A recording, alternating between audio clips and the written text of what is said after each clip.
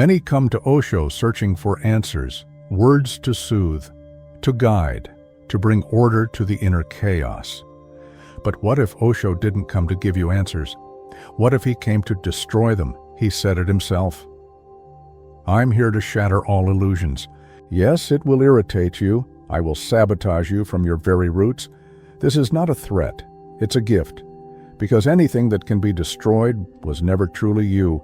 The real cannot be harmed. The eternal, the Atman, your essential being, is beyond understanding. So today, we listen to his words with reverence, and with hearts open enough to question everything we think we know.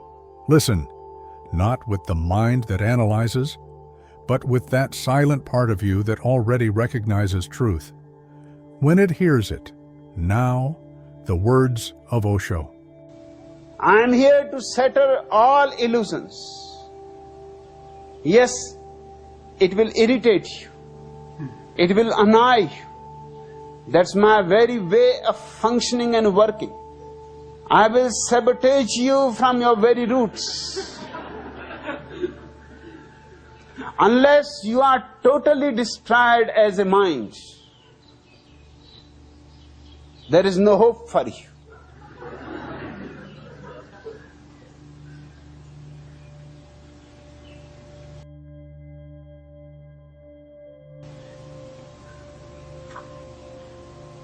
Discipline has been misinterpreted. People have been telling others to discipline their life, to do this, not to do that. Thousands of shoulds and should nots have been imposed on man.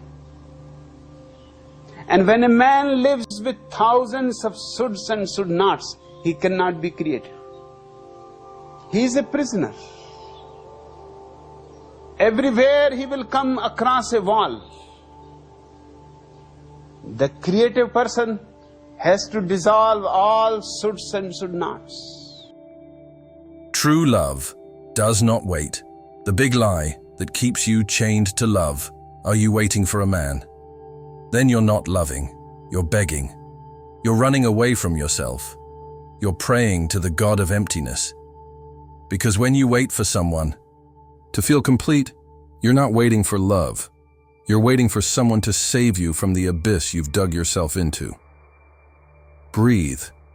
This is not a judgment. It's a brutal invitation to the truth. Waiting for someone else to give you meaning is like seducing a mirage in the middle of the desert. And when it disappears, you think you're broken. You think you're not enough. But the lie was believing.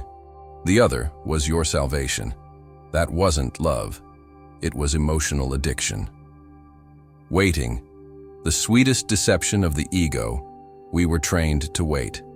Culture, movies, fairy tales. He'll come back, and then everything will make sense. A lie. The woman who waits from pain is not loyal to love. She is loyal to fear. That deep fear of looking at her life and realizing she hasn't chosen herself. Do you see it? The soul doesn't wait for men. The soul waits for you to wake up. And while you're checking your phone 100 times a day, life goes by, your petals wilt, and your energy fades waiting for someone who may never return. Ask yourself, what are you really waiting for? You're not waiting for a man. You're waiting to feel loved, to feel chosen, to not feel that emptiness. Again, but the problem is, you're waiting for that from someone else. And that makes you a slave. Woman, no one can give you what you don't give yourself. True love is not born when someone arrives. It's born the moment you refuse to betray yourself any longer. Love or attachment? Can you tell the difference? What you call waiting for love is often just attachment in romantic disguise. Attachment says, if he loves me, he'll come back. Love says, I love myself so deeply that if he doesn't return, I still keep blooming. Waiting is a path back to yourself if you're going to wait. Wait with your eyes wide open. Waiting is not pausing. It's not freezing. It's not surrendering to pain.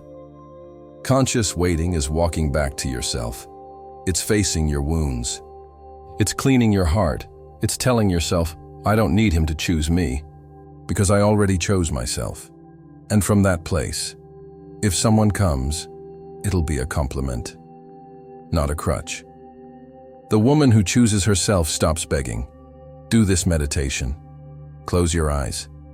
Picture yourself as a flower. Are you open to the sun? Or are you withering in a dark corner, waiting for someone to notice you? A woman who waits from her wound dims. A woman who waits from awareness lights up the world. And if a man returns, it will be because of the light you radiate. Not because you begged, not because you emptied yourself, but because you remembered who you are. Men don't return the way you expect. You have to understand something. Men don't function like you. They don't love like you. They don't process like you. And they don't choose like you. While you're breaking into 1,000 pieces over every conversation, he might be silent. Not because he didn't feel, but because he doesn't know how to hold what he felt. An unconscious man runs from what confronts him. And true love confronts him more than anything else. You showed him something deep, something that touched parts of him he can't name. And often, instead of staying to feel it, he chooses to run. Because staying would mean facing himself. And not all are ready for that. A man can miss you in silence. He can love you from afar. But if his fear is bigger than his awareness, he won't return. And here comes the hardest part, but also the most liberating. It is not your job to save him. You are not here to wait for an emotionally immature man hoping he'll magically become your soulmate. The masculine soul matures when it chooses to face its shadow. Not when you send signs. Not when you write hidden messages. Not when you wait in silence. Sometimes, the most loving thing you can do for him is to leave, to choose yourself, to show him with your presence that love isn't begged for, that true love is not chased, it is earned. If he comes back, let it be for truth, not guilt, not nostalgia, not habit. And if he doesn't return, don't lose yourself in the waiting, because a man who hasn't chosen himself can never truly choose you. Love is not a reward. Love is not a trophy you win for standing still. It's not a miracle that appears after you've suffered enough. Love is your birthright, but you won't recognize it if you keep waiting for it from a place of lack. You're not broken. You're just distracted. Distracted by texts, signs, memories. And in that distraction, you forget yourself. The energetic law is clear. You don't attract what you want. You attract what you vibrate.